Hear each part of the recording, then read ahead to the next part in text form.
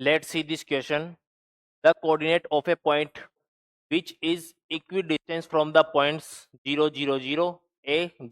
0, 0, B 0 and 0, 0 C.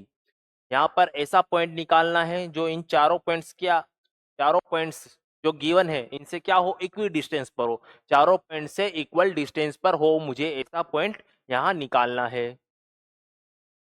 ना।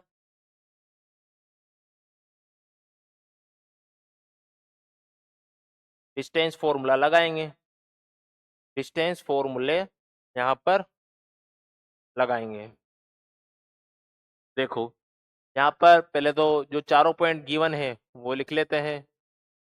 ये तो ए पॉइंट 0, 0, 0, इसको ए बोल देता हूँ, है ना। बी पॉइंट जो कि एक्स एक्सिस पर है, ए 0, 0, ये मेरा बी पॉइंट है, ये एक्स है,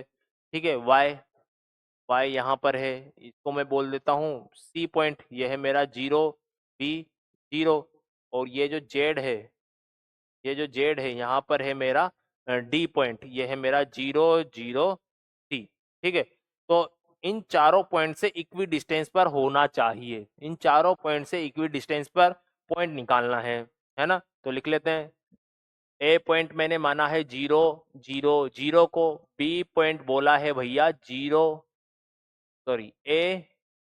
0, 0 को, है ना, और सी पॉइंट बोला है 0, बी 0 को, एंड यहाँ पर जो डी पॉइंट है वो है मेरा 0, 0, सी, यही है 0, 0, सी, इसको मैंने डी पॉइंट यहाँ पर बोला है, ठीक है। अब जो पॉइंट इनसे इक्वी डिस्टेंस पे उसको मान लेते हैं, लेट दी पॉइंट,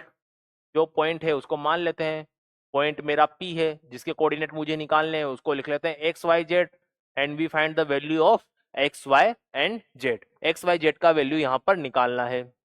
ठीक है। तो अगर ये तीनों से, चारों पॉइंट से, ये पी पॉइंट अगर इन चारों पॉइंट से इक्वी डिस्टेंस पर है तो डिस्टेंस को इक्वेट कर देते हैं, डिस्टेंस बराबर होनी चाहिए, means AP equal two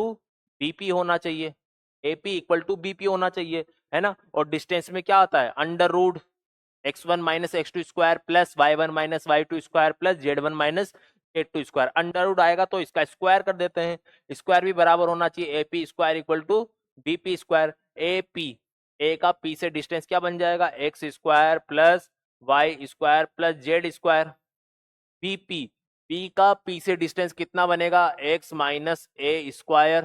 plus Y square plus Z square, देखो y square z square cancel out हो जाएंगे, वाई स्क्वायर जेड स्क्वायर खत्म, ठीक है। बचा यहाँ पर X square equal to X square plus A square minus 2ax, X square भी खत्म, यहाँ पर बना 2ax equal to A square, तो x का वैल्यू आया है a/2,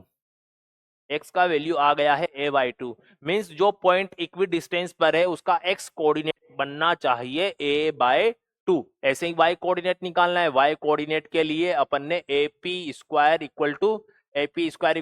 cp स्क्वायर कर दीजिए, ap स्क्वायर cp स्क्वायर, तो x square plus Y square plus Z square equal to X square plus Y minus B square plus Z square, तो यहां से बन जाएगा Y square equal to Y square plus 2by, Y square plus B square minus 2by, तो यहां से बन जाएगा 2by equal to be square, तो यहां से y का वैल्यू आ जाएगा b/2, y का वैल्यू आ चुका है b/2, है ना। और सेम ऐसे ही मुझे क्या करना है, z का वैल्यू निकालना है, z का वैल्यू निकालने के लिए AP स्क्वायर इक्वल टू यहाँ पर DP स्क्वायर कर देना है, और जैसे ही z का वैल्यू निकालेंगे तो z का वैल्यू आ जाएगा c/2, तो जो पॉइंट P है जो इक्वी डिस्टेंस पर है वो बन जाएगा a/2, b/2 एंड c/2, तो पॉइंट P के कोऑर्डिनेट आएंगे a/2, b/2 and c/2। Option देखिए कहां पर लिखा हुआ है a/2, b/2, c/2, तो ये हमारा ऑप्शन ए है, ठीक है। तो यहाँ पर जो ऑप्शन ए है वो करेक्ट आंसर होगा।